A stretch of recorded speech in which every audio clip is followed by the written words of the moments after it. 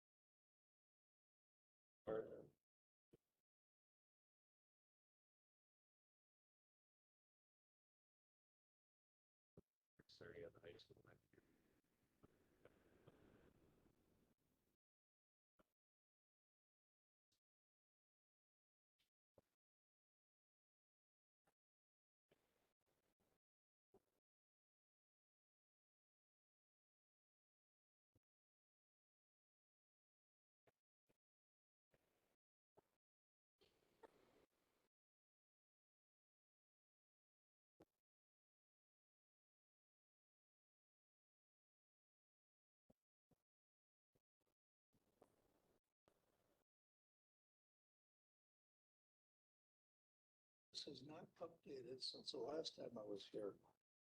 So I never got any information about this meeting. Except for having the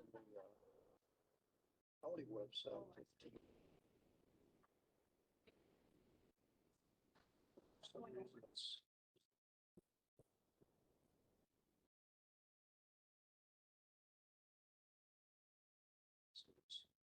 effective as last month. I got. So it's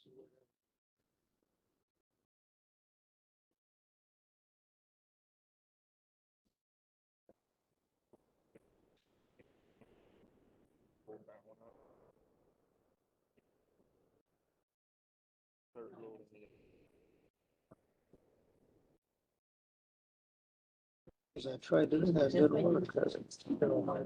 Maybe it's just because you're here, I don't. That was the dog for your brother, right? Yeah. Yes, so we got, Is there anything else in it then? this is what I was not able to get.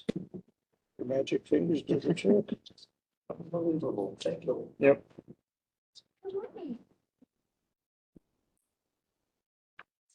Nope, you weren't.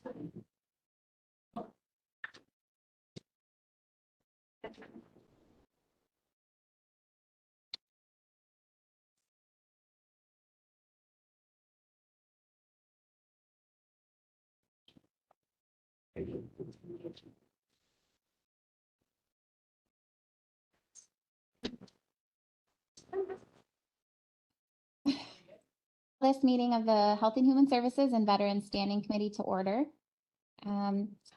We have a 20-point agenda, although, and we'll cover this when we get to approve agenda, but I am striking number 7 because that one we don't need to do this year. At this time, we're going to stand to do the Pledge of Allegiance. And Mr. Seep, would you be able to lead us in that? Yes, thank you. Are you ready? Yes. I pledge allegiance to the flag of the United States of America and to the republic for which it stands, one nation, under God, indivisible, with liberty and justice for all.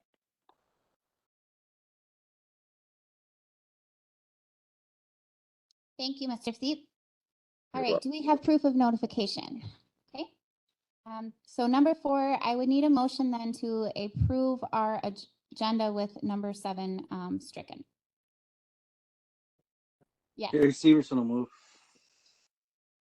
thank you. Could be some comment. Can you speak in the microphone, please? Okay, so we are gonna have public comment and I'll kind of address that at that point.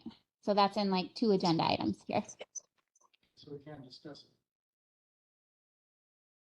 A public comment. Just gonna make a comment or could be discussed. Typically, we don't do it as a question and answer format, but any board member that wants to speak as a public member can do that. And I am gonna talk about when it will be on our agenda as well. One thing I'd like to ask before that happens is that I spoke with both you and head of HHS about having that on the agenda today because of the fact Okay, that can we hold on and, because I promise it is going to be on agenda. Can we address that in just a on the second? agenda today. No, okay. Well, we voted on this last week and I expressed my concerns about this. I'm sorry, can you clarify, we voted on it?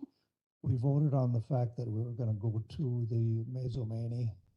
You mean at last month, right? But since then, we've realized that we need to resubmit or send out RFPs again. I'd like to have an explanation as to what went wrong and why at this time that happened, because our contract goes through December. So why the urgency? And why did the women receive notices of? Okay, and so it is going to come back on a future agenda, and at that time, we can talk more about that as well.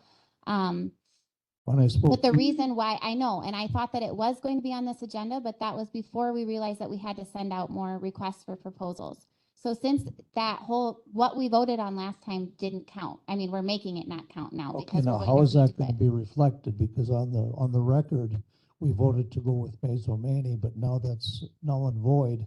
But that needs, for the public notice 100 years from now when they say this is important and there's no information in our minutes indicating that we, that's null and void and that we had, that. Well, it wasn't actually approved yet anyways. It had not gone to county board. We approved it here.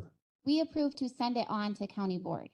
County board had to vote for approval on that. I They had, realize that, but we need to kind of reverse what it is that we. well, any motion that we would have vote on and approve and it never gets put on county board's agenda, it's done. It's out. But how do we rectify it when they look at our notes, our minutes?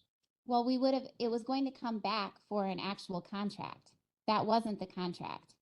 So there will be no record of there being a contract because it's not being brought back to the board. I mean, I understand what you're saying, but unless somebody else wants to speak to that. The other thing that we can do is when we do talk about this again, I can have that all reflected in my agenda item summary. That is always part of actions that I bring to your committee. I summarize it, and I can make sure that I summarize that there was procedural errors through the first RFP process, and so that we had to do a new RFP process and bring it to the committee here again. Okay, when you give that report today, will that be reflected in the fact that what we had done last time is null and void for a variety of reasons, so that this is actually cleared from our docket, and then we can bring it up again next time? Yes, so I think this is extremely important that we, if in fact our last vote will not count, we need to show that in our minutes today, indicating that what we had done does not stand any longer, even though it has not gone to the board. And that way we're starting fresh. yes, I do intend to, in my director's report, share that information. Okay, and that will be today. Yes. Okay. Okay. Thank you.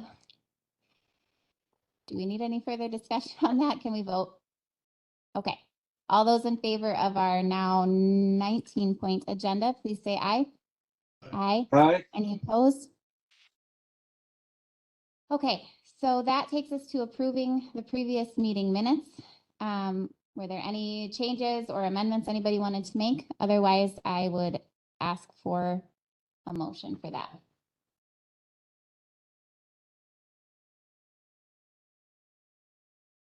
All right, do I have a motion to approve last month's agenda or meeting minutes?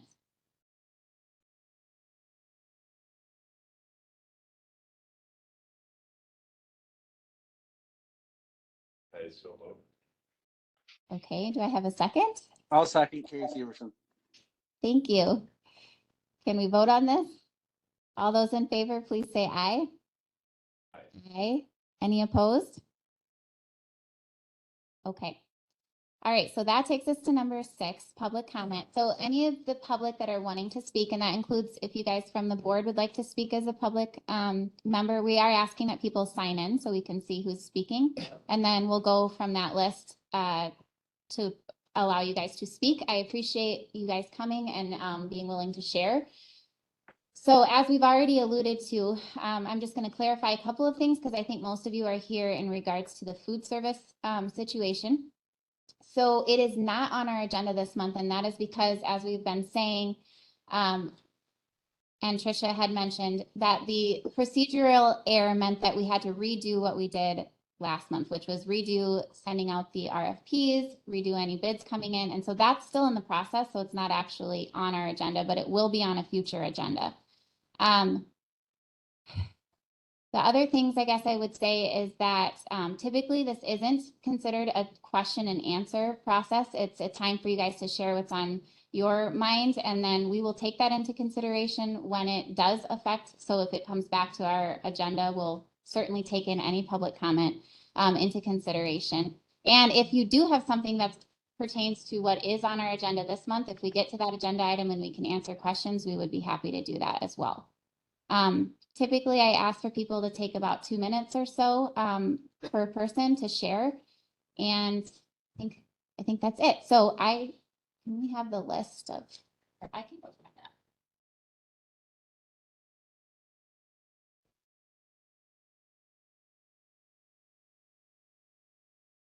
Madam Chair, I don't know whether anyone else notices this, but my video is coming very, very jumpy. Could you repeat that, Mr. Steve? This video is coming jumpy. Oh, your video is jumpy. Yes, very jumpy. That might be due to your internet connection because it looks clear here. Okay, well, I can tolerate it. All right, so it looks like the first person I have on the list is Christy Thompson. So if you would just come up to an open mic, and maybe Mr. Van Landijk can help you turn it on. Lee, would you be able to show her how to turn that on? This one's okay. Okay. Thank you. Well, first things first, I'm not exactly sure what all is going on with this Meals on Wheels program, but from what I've heard, there's been some discussion about outsourcing this to Messamini and Dane County. As a resident and a community member, I can't understand why you would take that money, that contract, and those jobs out of this community. That just simply does not make sense to me. And I've also heard that the campus came in under their bid. So that's my comment. You know, this is a very important part of this community. This is an aging community, and it's very much needed. My aunt Juanita is the one who got the Rockbridge meal site started. So I have some personal interest in this. That's all I have to say. Thank you, Ms. Thompson. All right, then I have Ms. Gentis. Hi, Linda.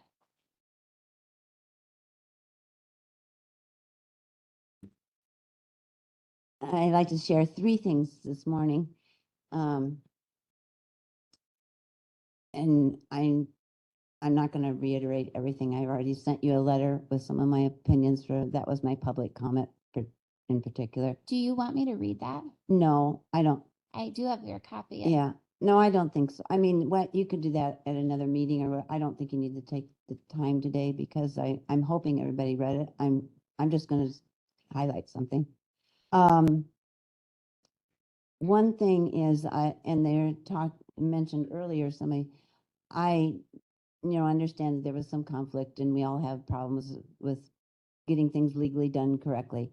I guess I was a little shocked last Friday evening when, starting the weekend, I received the second RFP.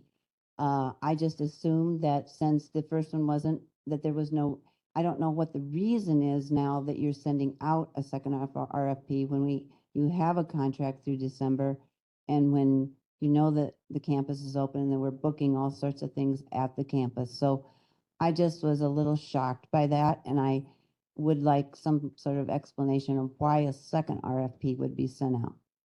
And then the other thing is, I read the RFP, the second one, and it is for a year and a half. And I don't know, we can't all predict. That's part of, I know why you originally were sending an RFP. Food prices have been going up with inflation, and maybe they'll go down, like gas prices went down 10 cents recently. But I saw on the Mazomanie bid that they listed that this price might change due to inflation. So I'm not quite sure, how do you actually bid if you're going to write, my price might go up? And when you're doing a year and a half with the prices of food right now, I found that to be an extra long RFP for a food contract. So that was just my 2 comments today, okay? Then I have something on a different subject, if I hope it's all right. I gotta get my glasses on for it. I hope that this board really knows that right now, the budget is really big in the state, and there's a lot going on, and it affects our county directly on what kind of sharing of money is going to be to our state, our mandated programs. And this is a mandated program, and I was on this board, and I think it's extremely important. And I encourage all of you on this board to write to your representative. And I did write a letter yesterday, and I shared it with someone here who said the idea was okay. So that's why I want to share what I'm considering. And if you'd like me to forward you some of my wording, I'm not saying I know exactly how to word this. I would like to read that part. Can I do that, Yes, Ingrid? thank you. Okay. So, I wrote that our costs have gone up, our insurance costs and everything gone up way more than 10%, which they're in 10%. But then, as you know, there's a drug and mental health crisis in the state and in our major costs. Please consider working on a formula for placements for children and adults in institutions. This is one of our major costs. We cannot budget appropriately for this because we never know how many people will need assistance, and it can go into the millions. I think there should be a formula for per capita of what a county can afford. And then when that cap is reached, the state should take over this funding. This is extremely important. Currently, I know our HHS service is overwhelmed and sometimes holding back on some placements who need help because the county is so upset by costs. Mental health is a situation that needs addressing. I highly recommend that you be writing to your representatives and advocate for what you're doing here. And this is the time to do it. Thank you. Thank you, Linda.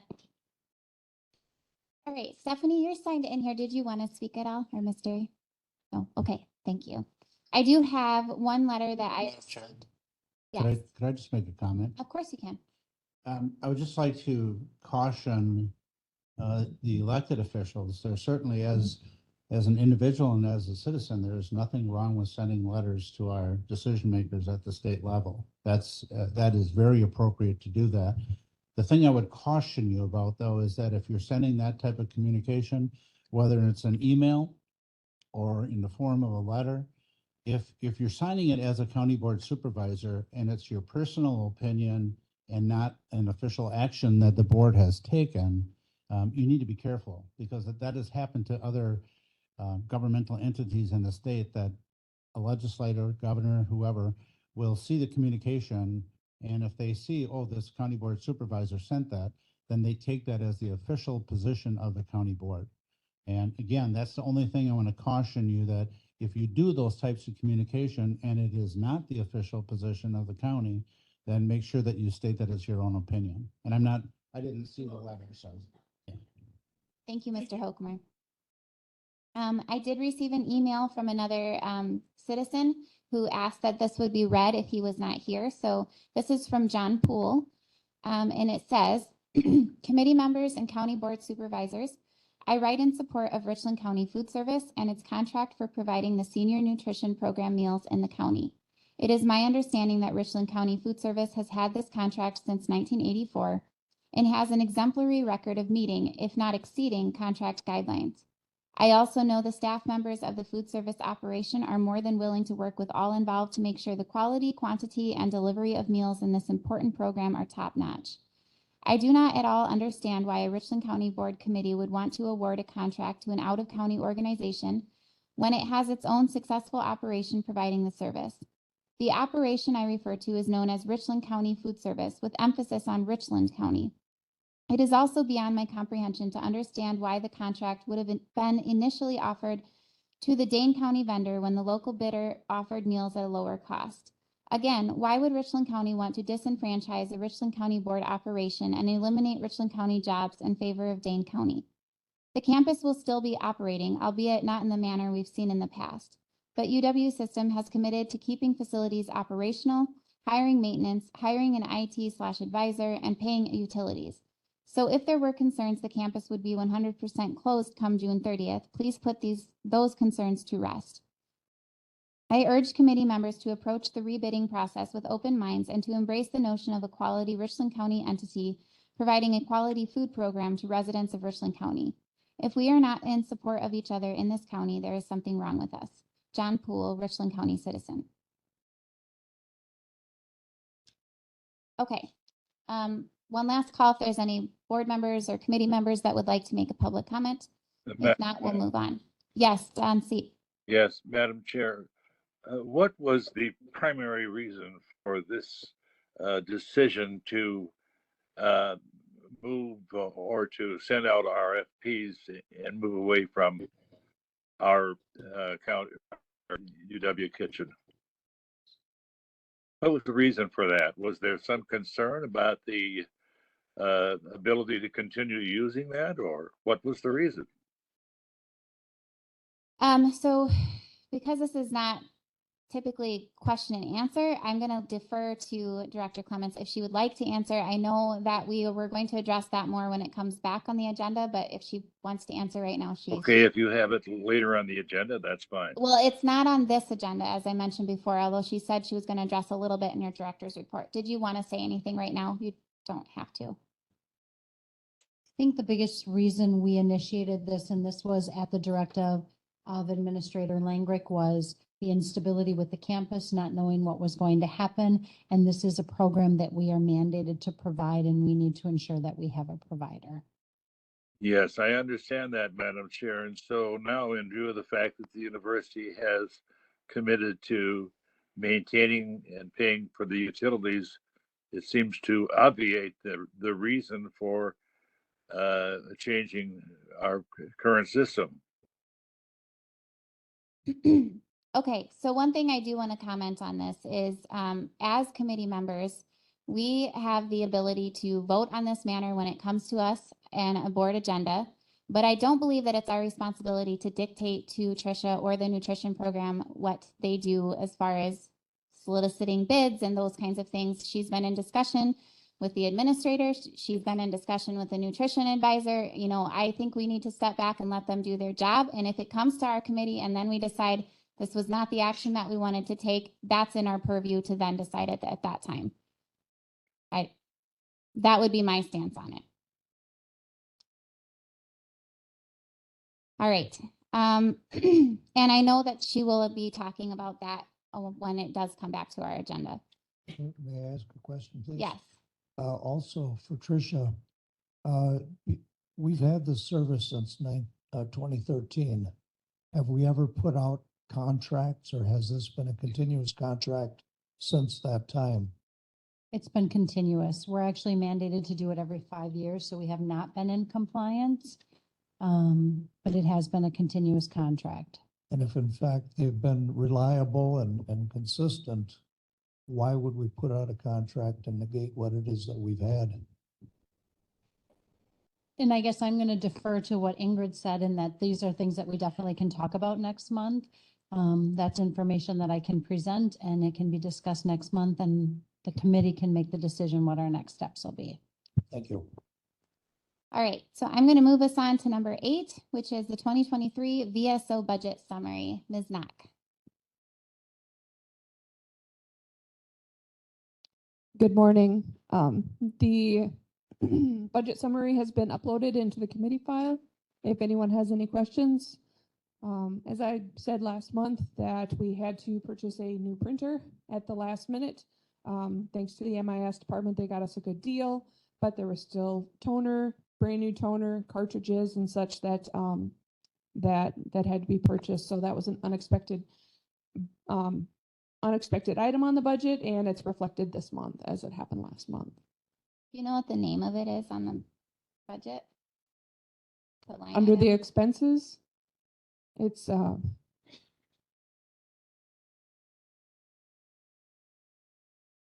you flash to that other screen with the expenses on it?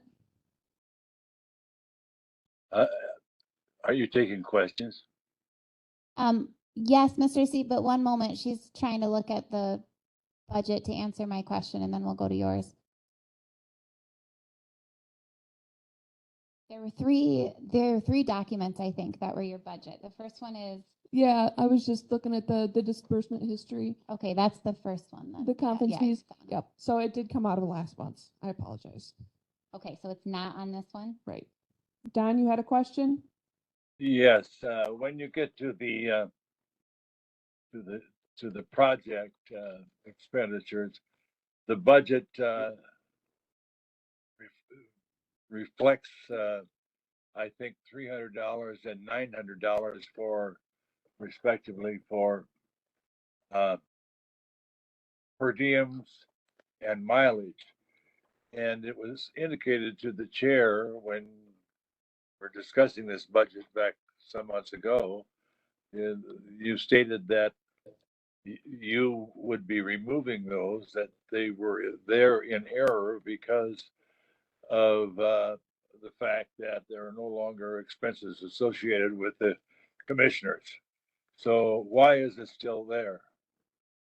So after that meeting, I went up and I spoke with Derek and I did report this that next month afterwards. I apologize, but Derek explained to me that the entire budget would need to be amended, which would mean it would have to go to county board all over again. And Derek did not think that it was worth that one line item to have it removed. So it will not be there after the next budget season, but that's why it still remains there, is because it would take an amended budget that needed to go all the way to county board in order to do that. Okay. I think you're talking about $900 and $300. Is that correct? You said you would no longer need that money. The $300 is remaining in case I need to call an emergency commission meeting. That's why that's staying there, but the $900, yes, was removed. So the $300 can only be spent for emergency commission meetings. There is no specifications to that, but that's what I earmarked it for. All right. Well, I would offer a motion to indicate that the $300 which remains in the budget can only be used for the purposes stated, which are for emergency meetings.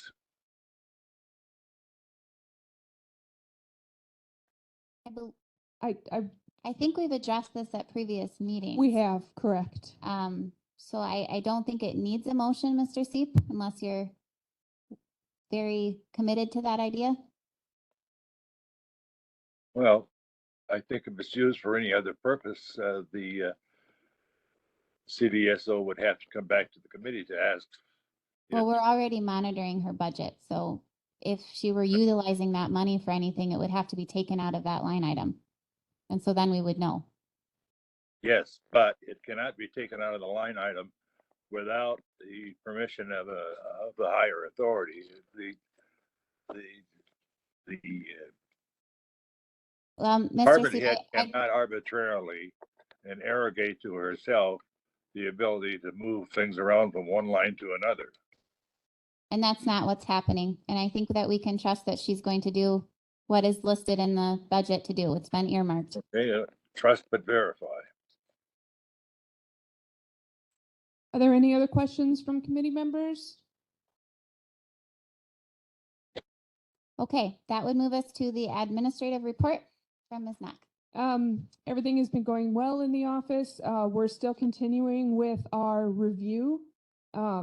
What we're doing is we're taking the names of veterans that are buried in the county, which is required by state law for us to have those, and we're entering them into the state database. When we began this process, they had us that we had less than 1,000 veterans buried in the county, when actually we have over 3,500.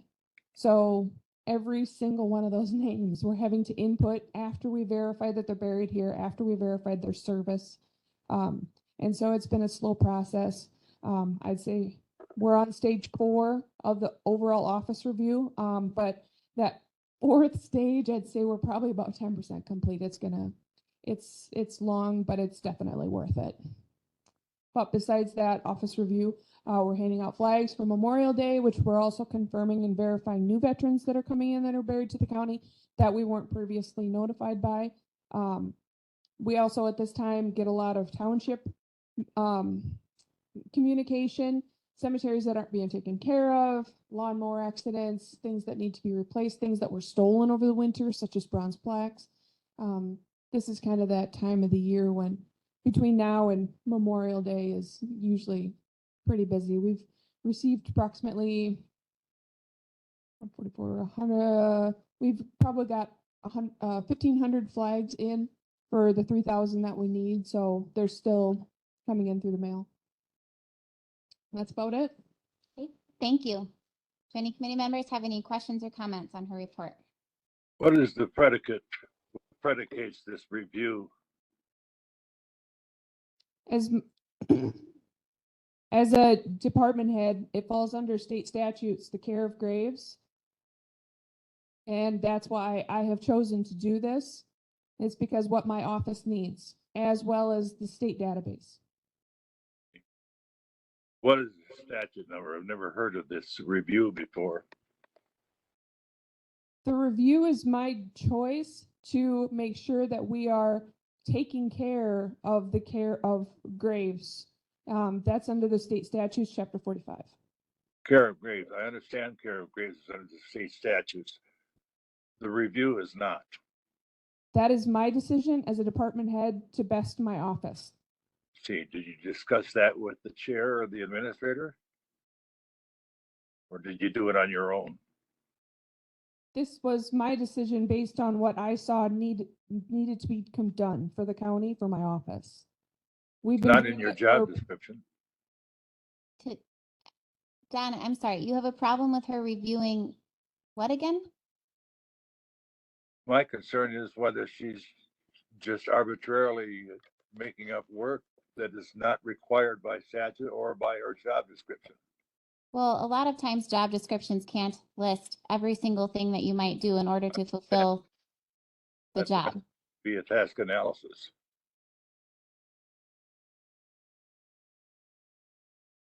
Okay. Thank you. Thank you. All right, that moves us on to consent items 10, 11, and 12, the expenditure report, budget summary, and Richland County placement report, and the contract monitoring report.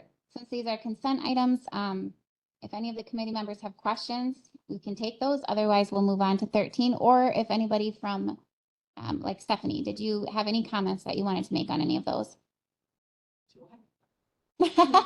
Stephanie or Director Clement? So,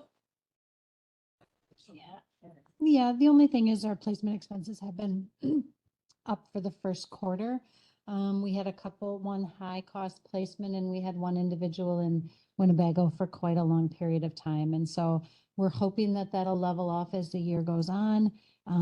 But just wanted to bring that to your attention. It's been a rough first quarter.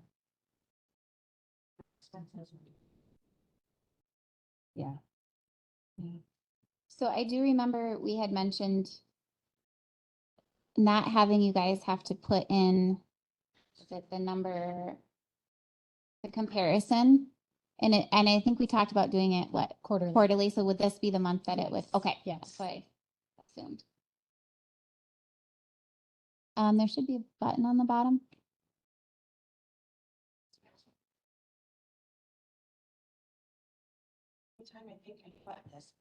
Correct. So yes, so this month I did add those two Okay, additional thank you. charts in there that kind of just does the breakout of each individual placement type as you can see. And then Trish, on the placement expense comparison, that's the one that Trish wanted to point out, just so you know, a little sticker shock on that.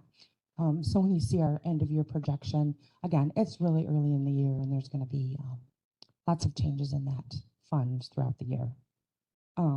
And just a quick note, if you go back to the budget, you'll notice that we should be at 33% utilization and we're at 24%. And Trish and I reviewed this on Tuesday, and the majority of it is staffing.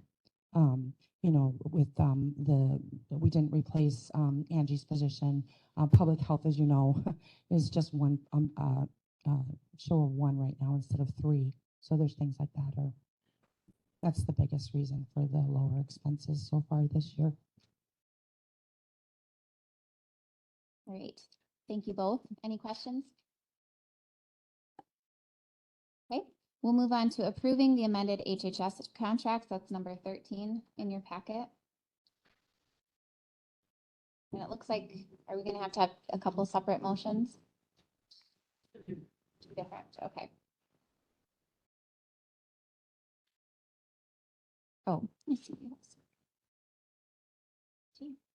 Yes. Can you hear me? I can. Can anyone else hear Jamie? Hello? Okay. Okay. So we have 4 contracts that we need amended. The first one is for village caregiving. We are requesting to increase the contract from 3,000 to 5,000. And the village caregiving contract is used for respite services, personal support, and adult day center needs for clients of the Aging and Disability Resource Center.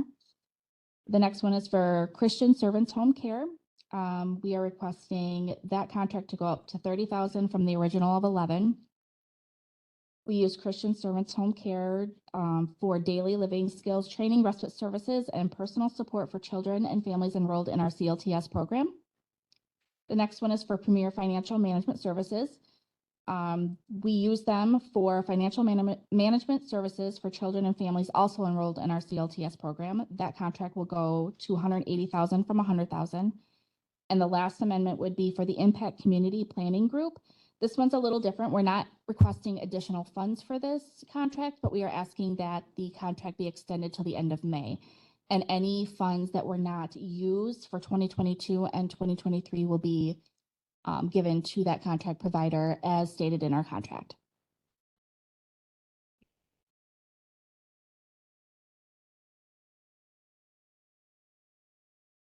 Okay. Any questions from committee members? Otherwise, we'll take a motion. May I ask a question, please? Each of them went up, especially the second two, B and C. Is that because of additional people that are being involved with the program or increase in prices, or what caused that increase? You want to go? It is my understanding that we have more families enrolled in our CLTS program, so those funds are being utilized more.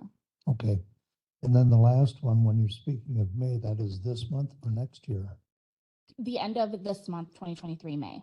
I see. And will there be a contract to supplement that one afterwards? No, this contract was only to fulfill our needs for our community health needs assessment, which is done, I believe, every 5 years. Okay, so that drops away after this month and we're done. Correct. Okay. I would move that we accept this. Yeah. Can you refresh my memory again what Premier Financial actually does for $180,000? So what they are is they are a pass-through agency. So through the CLTS program, families are allotted funds to use to meet the needs of their children. And the funds are just passed through. So they're almost like the financial manager of the funds. So they don't get paid 180,000, but there's 180,000 that gets directed to them from the families to pay vendors. Can I ask, are those two, are they reimbursable funds? That's what I thought. Yeah, so none of that is out of county levy. Okay. Well, if that helps clear things up. What about the first one? Is that similar as well, the village caregiving? Yeah, with the village caregiver, we use that for our caregiver support program through the ADRC. Okay, And so they do receive specified funds every year to support caregivers in the community. okay. All right, so we had a motion from, was that Lee? Okay, do I have a second? Second. Mr. Gotchall?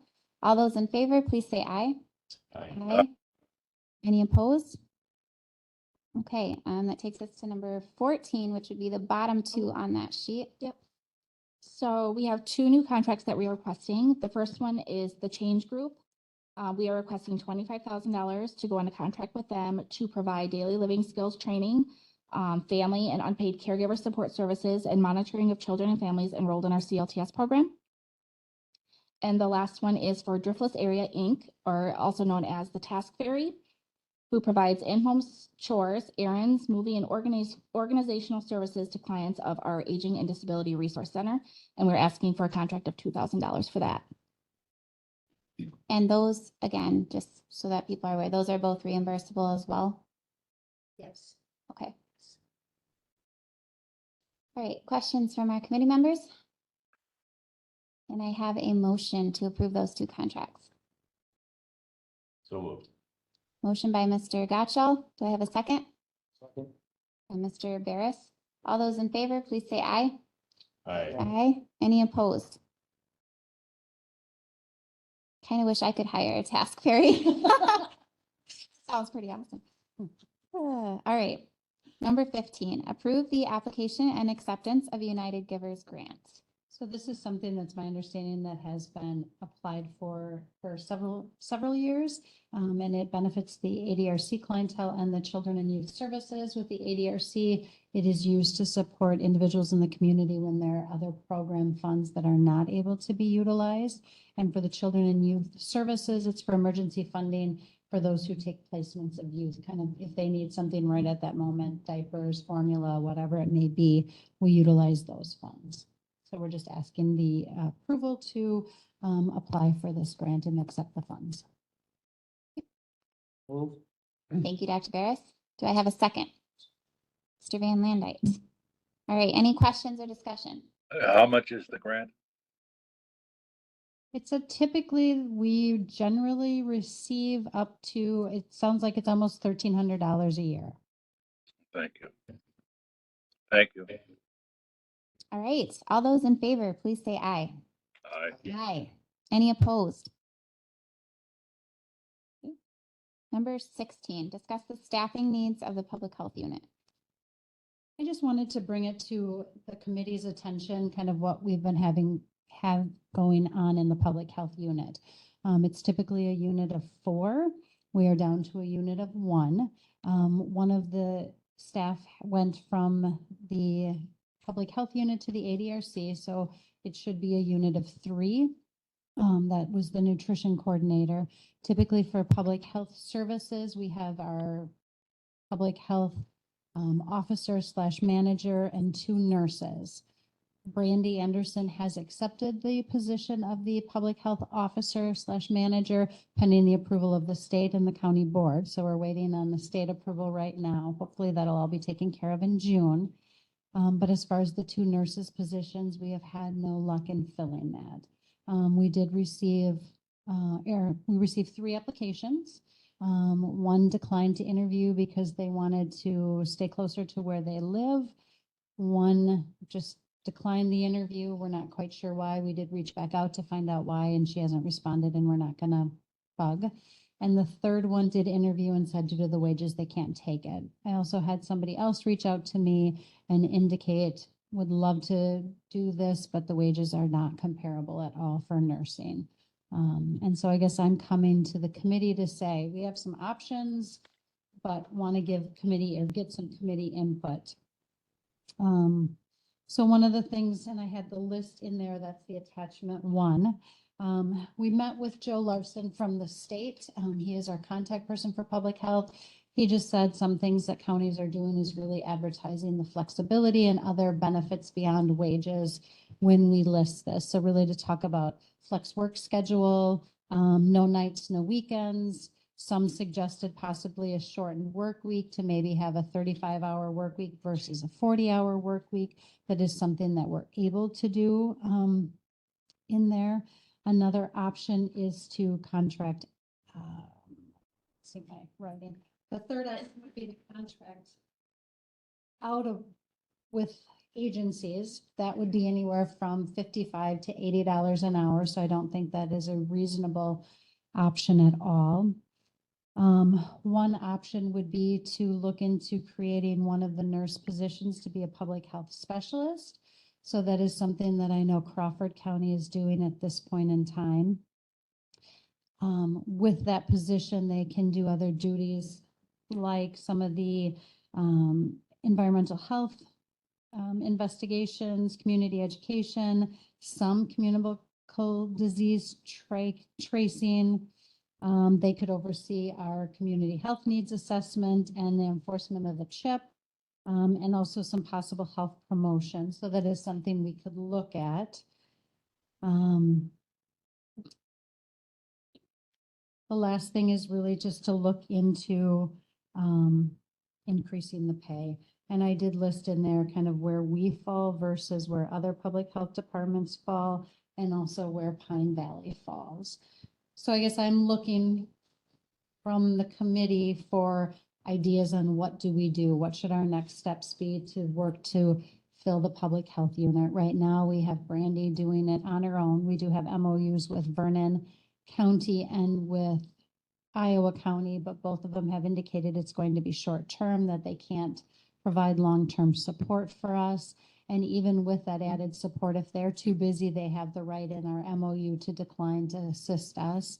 And Alice, who is our psychiatric nurse through our behavioral health unit, has been helping, but again, that puts more stress on her. And so I guess I would just like input from the community on what do we do next? First of all, I just want to say congratulations to Brandy on the offer. We'll wait to hear what comes through the state, but I anticipate that'll be good news. So thank you for applying and accepting that. Thank you, Madam Chair. All right, committee members. I had a question. How do our pay levels compare with other surrounding counties when it comes to nursing? So our starting wage is $28.92. Oh, I couldn't see that. Our next closest is $29.90. So it's almost $1 more for our next closest. We have $1 more than they? We have $1 less. Less. We are the lowest one. I compared Vernon, Crawford, Iowa, Monroe, and Dodge. And also Pine Valley. We're also a couple dollars less than Pine Valley. Yeah, what is keeping us from offering what other counties have? I know we're the poor sister when it comes to all counties, but you'd think that the state might have something in their budget to help out, especially in that area. They don't, when we've talked with them, there are ARPA funds that are out there that are to improve workforce development, but those are short term. So we would have those to utilize, I believe, this year and next year. But beyond that, we wouldn't have the ability to utilize those. And public health is really minimally funded by the state. Public health is heavy with tax levy. Yeah, any requests to the state generally falls on deaf ears these days. So I'd sure like to see a change there. Yeah. Director comments. Is there, if we did want to raise wages, would we be able to currently with the budget cover that, or would that? Right. But going forward, that would probably have to be adjusted. Correct. That would be through the budget process. Madam Chair. Yeah. Trish, you spoke about moving to a coordinator position. Health specialist. Specialist. Yep. Apologies. And you mentioned some of the tasks that they could do transversely. What couldn't they do that an RN would offer? If Brandy's still on, I'm going to let her answer that. Thank you. So a public health specialist can be, we can delegate any non-nursing tasks. So essentially, they're not going to be able to give medications, follow up with any nursing-specific type of investigations or client activity as far as that goes. Like a lot of our maternal child health visits are very nursing focused. Some of our communicable disease stuff has to be a nurse that does those, but there are some things in communicable disease that a public health specialist might be able to do that we could offload to them. They could do a lot of community education. I think there's some merit into considering a public health specialist at this point. Ideally, we would have another nurse, and I know Joe Larson did emphasize that we still continue to recruit for a nursing position, but a public health specialist, I do think, would be beneficial at this point. Can I ask a question? So we currently have budgeted for 2 public health nurses. Yes. If we moved to 1 public health specialist and 1 public health nurse, would the wage for a public health specialist be less than what we're currently offering for a nurse? Yes. So could you offset where you then increase the public health nurse wages? Yeah, so that is something that we could propose. It would start with finance and personnel and then go to the full county board, where we would give up one of our public health nurse positions in exchange for the public health specialist. And then increase the public health nurse wages, potentially. Well, I think that would have to be through the budget process. I don't think we could do that otherwise. Nobody was sure Right, what procedure. to change that on. God, that's something different. Yeah. So option 5 is not then an option? I mean, we would have to do a whole. Right, that's something that definitely I could work to push through the budget process with the support of this committee. And so that's why I really put that on there. I don't think, unless if anybody knows differently, there's any way we could do like an exception out there, but I don't believe so. Mr. Hokemeyer, did you want to speak? Yeah, if I could, and I mentioned this at another committee meeting last week.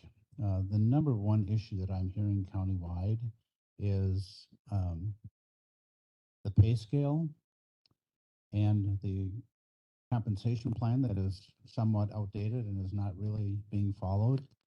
So, I would encourage the department and the board to look at some of these options and work that in through the budget process. But for the county as a whole, we need to take a look at all departments because that is creating a huge morale issue. And when I first got involved 40 plus years ago, if you had a county job, you had a city job or a village job, that's where you stayed and you finished your career. That is not the case anymore. So my continued message to the county board will be that your most valuable asset that you have is your employees, and you have to treat them, with respect and how you pay them and the benefits that are available. But there's got to be some consistency. And the other thing I stated last week is that I think what I've seen in the past is that employees, if they see that there's a plan in place, that we're moving forward, and there's a momentum there, a lot of that frustration goes away, and they know that it won't be fixed overnight. But we really have to take a long look at where we're at and how can we, especially in these times, recruit and retain employees. It's a extremely difficult thing for us to work through, but you're going to pay for it one way or the other. Either you're going to pay the employees that you currently have in place that are trained, or you're going to be recruiting, spending money on recruitment to try and find people to replace them. And I will tell you, in many instances, when municipalities and counties are hiring new employees, they end up paying them more than the person that just left the position. So my preference would be to keep the good employees that we have and work through some of these issues that we're dealing with. So I would encourage the department and the board to and the committee to take a look at these options and work through the budget process on that. Mr. Gotcha. But I just had another question specifically for Brandy, if we want to stay with the budget, and you can take Stephanie's question. I just wanted to put one more flexibility, because we could start somebody. What was that? We could start somebody at step 4. So. And what would that be then?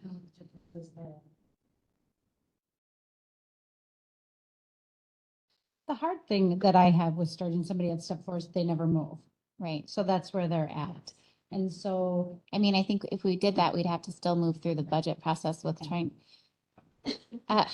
Okay, I feel like I'm sure, I'm not on finance and personnel, so I'm probably being dull here.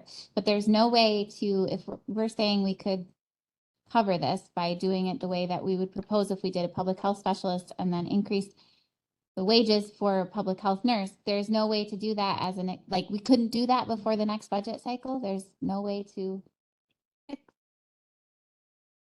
Are you talking money? Yes, money wise, like being able to offer a higher wage. I think the only thing we could do is we could advertise at step 4. So instead of advertising at the step 2 wage, we could advertise at step 4. And that might help. Tim, what did you want to? That hasn't been, just to follow up on that question, I don't think those one-off adjustments have been successful once they reach finance and personnel. Personally, have a little bit of fatigue trying to get those to be successful. So I would probably agree with Trish's sentiments. I just had a couple of follow-up questions about the specialist position. So Brandy, would the specialist position through training or certification or anything like that be able to administer vaccines or read TB tests or anything of that nature? Sure. Thanks for your question, Tim. They are not able to do nursing tasks. We have to, if it's like a TB skin test is something like to put something in an arm, a medication or like anything that like where you'd have to give a pill or a shot in an arm, they could probably help facilitate clinics.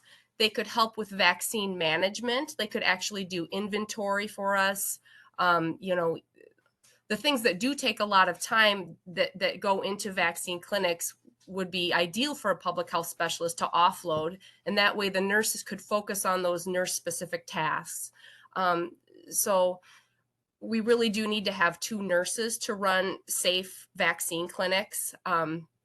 But the specialist, I think, would be a huge asset as far as inventory. They could help with perhaps like some rabies or like animal bite investigations. That is quite time consuming, depending on the time of year. So I envision they would be able to do that kind of work for us.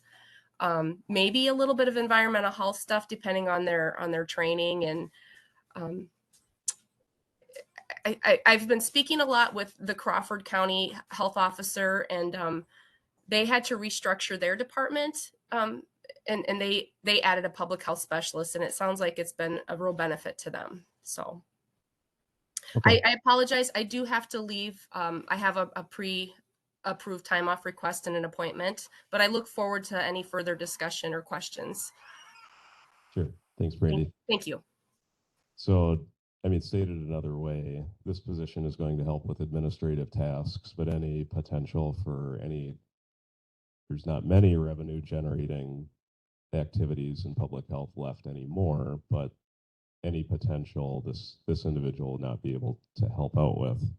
So I think if this is a direction that we want to go, and it sounds like it's beneficial, and we don't want Brandy to leave because she's stressed out, I think that's beneficial.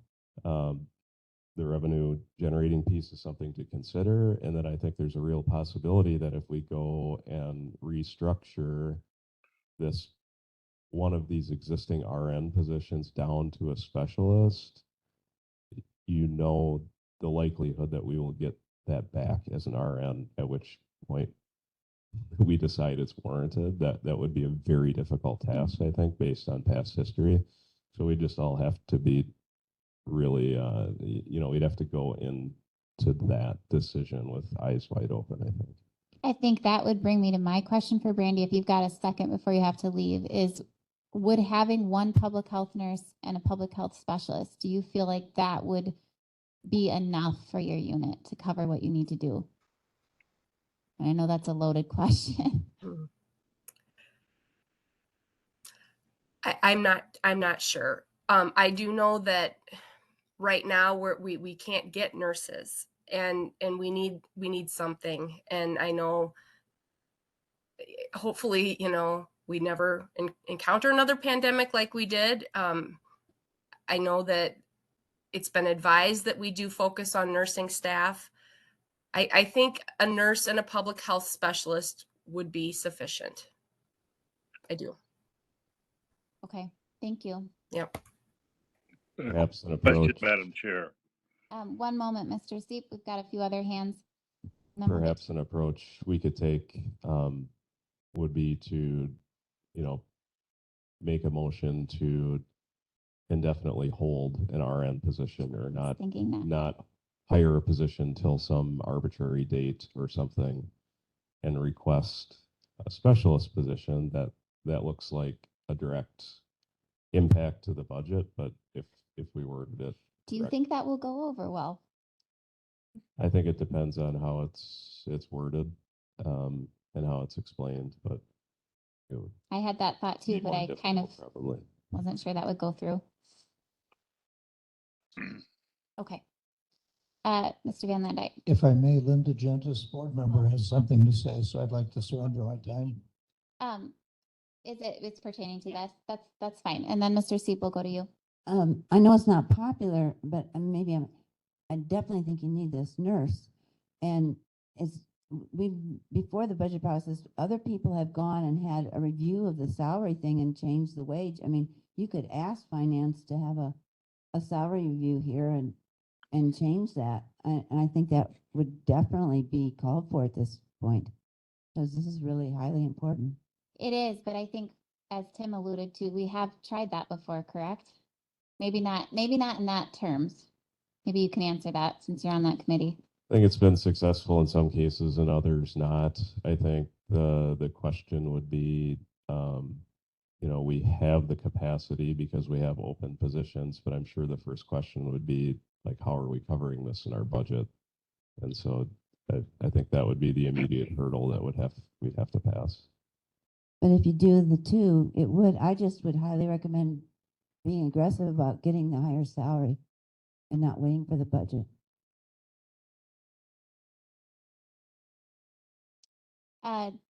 Don, Mr. Seep. Yes, Madam Chair, with respect to Tim's suggestion, I think what he's saying would provide somewhat of an insurance against the risk of having another pandemic. If you're holding that nurse's position on the books and to be filled at a later time, possibly, that would, I don't think this present proposal would work if we had another pandemic outbreak, obviously, though I'm not an expert in that area. And so I think there needs to be options available to us in the future so that we can open up quickly for pandemics. Is that what you're suggesting, Tim? Yeah, I think so. I wouldn't want to do anything that would preclude us from hiring that position in the future, albeit if it's hopefully way in the future. But yeah, that's exactly what I'm getting that done. Thank you. I'd like to hear from other committee members if you have comments, Dr. Barris. I guess I'm still a little, I put this on. A little confused as to exactly what the staffing would be if you hire a public health specialist. You have public health specialists, you'd have Brandy doing some clinical work. And then our third one, if we could fill it, would be a public health nurse with a bachelor's degree. So we'd still be looking for a public health Correct. nurse. Correct. Yeah, because we're gonna, I mean, Yeah, we definitely need you to. couldn't get just that do it person. with Brandy and a public Right, health one. Yeah, Right. okay. Yeah, because But that's where I feel like we're contingent on that, then offering a high, I mean, we're not having luck at this. So even if we get a public health specialist, we're still not going to address that issue of not being able to fill the public health. so you nurse. still have to go with at least two options. Yes. Yeah, that's kind of my feeling. Carrie Severson, do you have any comments or thoughts? Really, I would support having a specialist position just to alleviate some tasks off of Brandy, but I would also consider supporting in looking to add another staff RN if we also needed that. But I also like Mr. Holcomer's comments that he made, and I wish that he could say those comments again at finance and personnel and at county board. I think that hit the spot that needs to be said, and it needed to be said over the years here. So thanks. Oh, Sherry, welcome. I didn't realize you were online. My apologies. Do you have anything you would like to comment on this?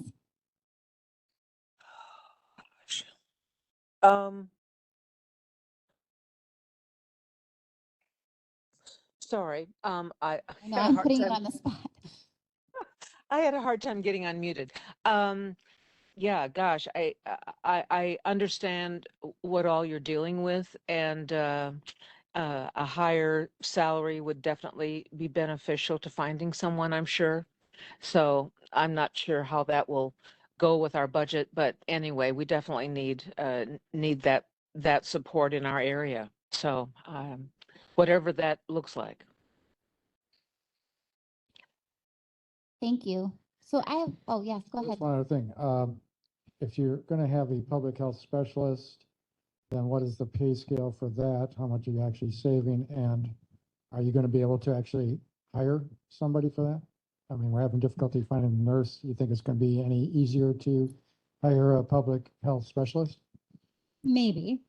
Crawford County's public health specialist wage is $24.22. So ours would obviously be lower than that because they have a much higher pay scale than us.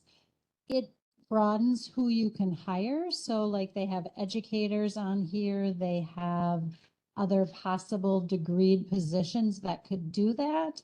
And so I do think we would have a easier chance of filling this position than we would a nurse position. I hope. Madam Chair, Yes. Trish, what are the remote capabilities of the RN position? Not a lot, maybe one day a week at the most. But some of the flexibility we talked about is maybe doing 4 10-hour days instead of 5 8-hour days, like the 35-hour a week. Looking at some of those as maybe trying to make it more appealing. Is there any possibility to expand that in the future? Expand the work from home or Yeah. maybe. Is it due to the amount of clinical work that they have to do? I think it's just due to the amount of, engagement with Brandy. Maybe they could. I guess you could do an animal bite investigation from home. You wouldn't necessarily need to be in the office. So maybe more work from home, I guess. I have a meeting with Brandy tomorrow and we can talk about how much work from home this position could do. Mr. Hochmer. I'm just thinking out loud here, and I don't want to put Trish on the spot, but I'm wondering if, we see some of the options that are available here. What if we work together between now and the next meeting, put a little more meat on the bones, and then actually come back with a recommendation if we could? Because you're not going to take action today anyhow until we, excuse me, until we have more information. So I think that's what I would like to do if that's acceptable. Is that Yeah, good with that you? sounds good. Okay. Yeah. I guess I would like to just say, I do think, Tim's suggestion has some merit. And I think that what Linda said is also, I know that you've said this has not gone well at finance and personnel. And I know that personally, because we're the ones sending that most of the time to finance and personnel and getting it shut down. So, but I feel like public health needs are something that most people can recognize as very necessary. And so perhaps with some of the context behind what we're saying, even if you and Brandy were even there to kind of share, if we had some sort of, also we've been talking about the fact that this isn't necessarily a question of being able for us to cover it right now for putting that one position, if we did put that one position on hold, for example. Yeah. So I don't know, it might be worth a shot to present all of that information to them, but I'm sure, anyways, not telling you guys what recommendation to do. I just, like he said, I don't think we want to necessarily get rid of a public health nurse option, but yet we have to be able to actually hire to fill one. Right. The other thing that I'm looking into, and we're meeting with someone tomorrow, is looking into this it's called Senior Community Service Employment Program, where they can provide us a staff member and they fund that person. And so we are going to be meeting with her tomorrow to see if she would be an option of, it would really be doing some of the clerical duties. It really wouldn't be any hands-on public health duties, but more of some clerical support. So we're looking to see if we can do that just to give Brandy some support for right now. I have one more question, and this is not specifically regarding this right now, but have you guys in that department, have you ever done like internship programs or work with colleges? We had one right as Rose was leaving. We had somebody that did an internship, and then another school had reached out and wanted us to do an internship. We turned it down because again, it was just Brandy, but that is one thing that she and I have talked about is, you know, it might be a little extra time, but maybe it at least broadens our options for other staff willing to come here. So we do plan to be more open to that in the future. Yeah, I think that would be good if it's possible. Yeah. Okay. Yes. Mr. As, Mayor. as we open the window to this additional, you know, more inclusive nursing position, one of the things you may consider as you discuss this is maybe moving that up on the pay scale to be more on par with, you know, other surrounding areas. So in addition to maybe opening that up, maybe opening up that pay scale, like Linda had said before, if we offer something that's more viable to the person wanting to take that job, I think we'd have a better opportunity of bringing somebody in. So that would be my suggestion. Okay, thank you very much. Thank you. So I guess that brings us to your report. This is on so I can read. All right, so with our Child and Youth Services, the staff last week participated in a death scene investigation and doll reenactment training. It was offered by the Children Health Alliance of Wisconsin. Other participants were local law enforcement, hospital clinic staff, school personnel, the coroner, and other counties around the state. This training was offered in 5 different locations, and we were really lucky that one was offered here in Richland Center. Our family preservation worker position is in the process of being filled. We've offered the position to someone and she will be starting on May 22nd. We're really hoping this allows the social workers more time to provide case management and support to their families, as this person will be able to do a lot of those visitation. We're also hoping it'll offer additional visitation for family members. We're also working on the YES program for this summer. It's the Youth Empowerment Series. It's for at-risk youth and juvenile justice supervision cases. Program focuses on independent living skills, community service, and evidence-based programming to address underlying criminal thinking and needs. The plan is to have twice a week group for 3 hours for each session. Eric will be the one who will be running this group. In our economic supports, Medicaid unwinding has begun this week. Healthcare renewal letters will go out in mid-May for renewals due in June. Consortium counties are already seeing an increase in lobby traffic at their agencies and increased phone calls to the call center. The callback option on the call center is very helpful, and callers are now only having to spend 5 minutes on hold when calling the call center, as they can choose the callback option and they'll get a call back when the next rep becomes available. Locally, we've updated our signage in the lobby and have added paper applications in the lobby for customer convenience. Visitors no longer have to ask for the paperwork they need at the front desk. That'll just be available to them. They're also having available change reporting forms for individuals to report changes. All of these things help keep the call center numbers down, as there are other ways then that they can get their information turned in. With our behavioral health unit, we are looking at replacing Dr. Warrior in our outpatient clinic. She is our psychologist that we are contracted with. Dr. Warrior has indicated that she is ready to be done in the next year, and if we can find somebody else, that we certainly can get that process rolling. And so we have been meeting with someone and hope to have an updated contract with him in the next couple of months. Our CCS referrals keep coming in, and Beth, who is our newest worker, is building her caseload. Treatment Court this month is celebrating National Drug Court Month. They are doing some educational presentations within the community. I believe they will give a presentation next week at the full county board meeting. and the participant numbers have been increasing, which is good. Danielle, our one therapist, is building her caseload and getting pretty full. And Mackenzie, our second mental health therapist, has received her license, and as soon as she is credentialed, she'll be able to start seeing clients. So we will have 2 mental health therapists in-house, which is wonderful. We have offered someone the job of the APS crisis worker, and they are planning to start on June 12th. So we're very excited about that.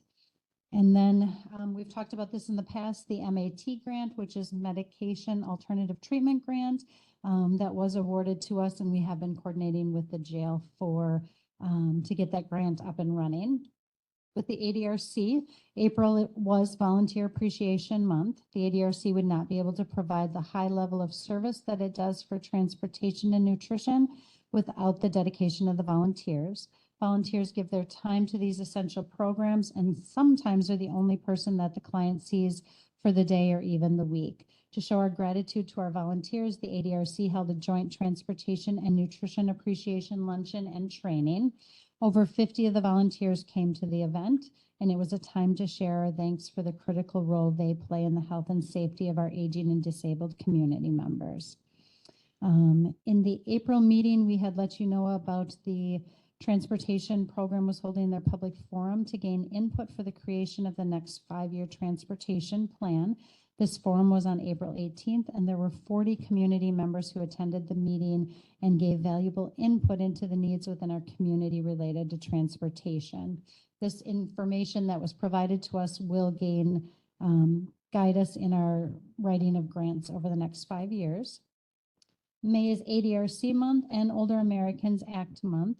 In recognition of this, the ADRC is partnering with Simon's Recreation to hold a 3K Wellness Stride Walk. The walk will be on May 25th at 5 p.m. Individuals interested in participating can contact Simon's Recreation for more information. Also, to celebrate ADRC month and Older Americans month, the ADRC will be on the morning show on May 12th to talk about the walk, our ADRC programs, and Older American Act programs. And an expectation for the ADRC is to advocate for those we serve. This year's statewide Aging Advocacy Day was May 9th, and it was a time that people from across the state went to the Capitol to advocate for aging programs. This year, the ADRC manager, Roxanne, nutrition coordinator, Tanya, and board member, Danielle Rudersdorf, went to the event. As a group, they met with Senator Markline's aide and Representative Tranel's aide. During this time, they were able to educate them about our local programs and needs. Items that were advocated for included increasing funding for home delivered meals, caregiver supports, transportation funding, and ADRC funding. Also with the ADRC, as nutrition is now part of the ADRC programming, wanted to let everybody know that with the RFP process that we originally did, there was a procedural issue, and I take ownership for this.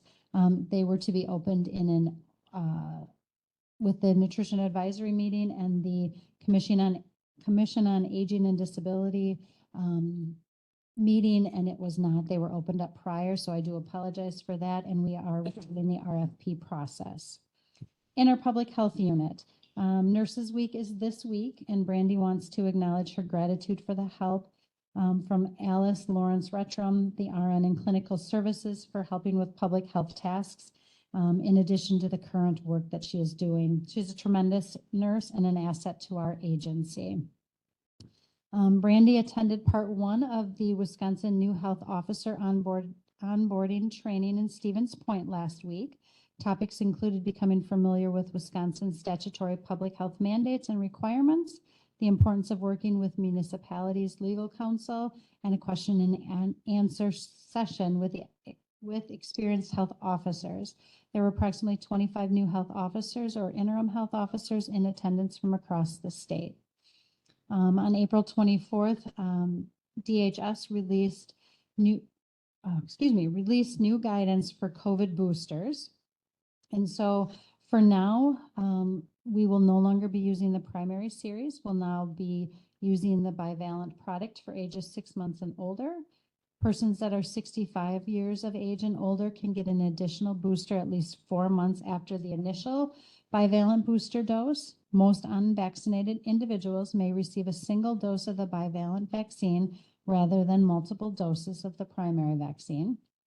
And COVID vaccines still can be received by Richland County residents from area pharmacies, clinics, and surrounding counties that carry the product. We talked about the MOU with Vernon County and with Iowa County. And Richland County Public Health and other counties had their quarterly environmental health consortium meeting in April. So one of the things that's also happening with our public health unit is Troy Morris is the sanitarian that we have been using for our environmental health. He is an employee of Grant County and they currently cover 5 counties, I believe. He is no longer able to handle that high of a caseload. And so he will only be covering 2 counties starting in 2024. So that is something that we will also have to be looking at in the next 6 months is who will be handling our environmental health cases. How will those be taken care of? And so that is another issue that's going on with that unit, another challenge. And then Brandy and I did meet with Joe Larson, our Southern Regional Director with the Department of Public Health to really talk about what do we do with our open positions and really ensuring that we're in compliance with state mandates and guidelines that we have to follow. And then hopefully at the end of this month, we will have our community health needs assessment and the community health improvement plan that can be shared next month. So that is what I have for updates. All right, thank you, Mr. Van Landijk. Thank you for that synopsis. You talked about the senior nutrition program being under the heading of ADRC at this time. Yes. One of the things I was concerned with was prior to the time that we met last time and voted for Mazomanie, the employees that we have there at the university were mailed severance notices. Is that true? So they're not under me. Okay. What I had mailed out was indication to end the contract Okay. that we have with them. That is With something the that, individuals. no, with the campus. Okay. I have no authority over the 2 individuals who are part of the campus kitchen. So that was my misunderstanding. I wanted to clarify that. Yeah. Yeah, no. So okay, because then next time we meet, we'll kind of review all of this and maybe take another vote on what's to happen. Correct. Okay, thank you. I have a follow-up question to that, I guess, Madam Chair. It's Gary. Yes. Since Mr. Holcomer is in the room, Mr. Holcomer, is that UW Food Service, are those employees under your direct supervision? My understanding is yes. And you have not terminated any employees since you or anybody within the food service, UW Food Service, correct? I have not, and I'm not aware that any notice was sent to employees by Clint when he was here.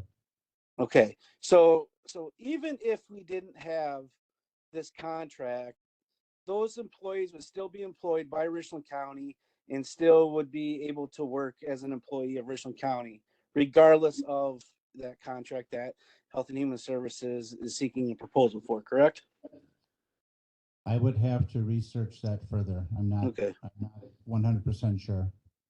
All right, but they're not terminated though. They're still an employee of the county regardless. As of now, yes. Okay. And I do just want to make a clarification, and Tricia, correct me if I'm wrong, but that termination of contract notice, the only reason that was sent out prior to that being voted on by county board is because per state statute, you have to have a 60-day notice for the contract to be terminated. So based on when that new contract was going to start, we had to send that out so that there was that 60-day notice. That's correct. Okay. Just want to make that clear too. Maybe that's more confusing. Does that make sense? Okay. Yes, my concern with those individuals that would be affected directly by this, they're aware at this point that this is still up in the air and that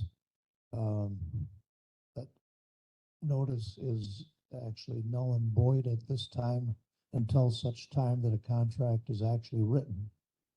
Now, we can approve one or the other here, then it's got to go to the board. They have to discuss it and approve it there. And it's after that time that would actually go into effect. So my guess would be if they were given 60-day notice, it would be after the time that the county board approved the other, because I would guess that Mazomania or whoever would not take over the contract immediately, but they'd have time to adjust to whatever. So my guess is there'd be a time limit. So I don't want to have these people grow more gray hair, waiting for what may happen when in fact nothing has happened yet. I'm going to let Director Clements answer that.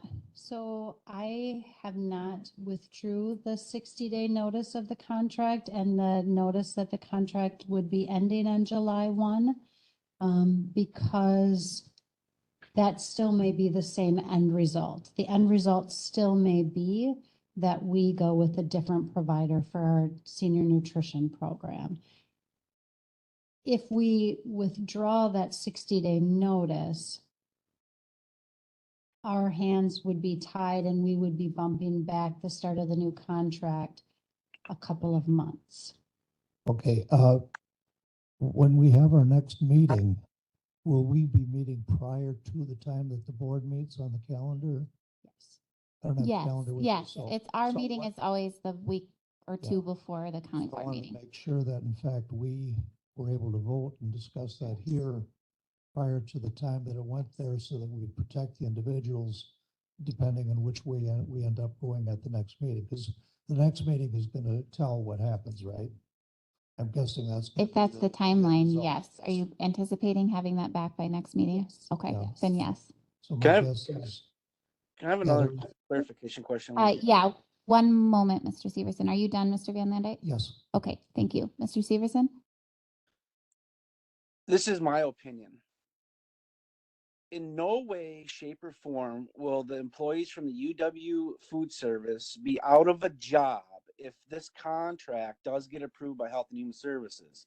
They will still be able to cook their food in meals for lunchtime for the public, all they want to do, because they're still a county employee and they have never been terminated, or I believe that they're not even on the chopping block to be terminated. It's just a contract for the food service. That's the only thing. They'll still be able to cook breakfast and cook their lunches and serve the public in a cafe form all they want. We're not going to say, well, we took this away from them and now they don't have a job anymore, so therefore they have to leave as a county employee. That's a false rumor that's going around right now.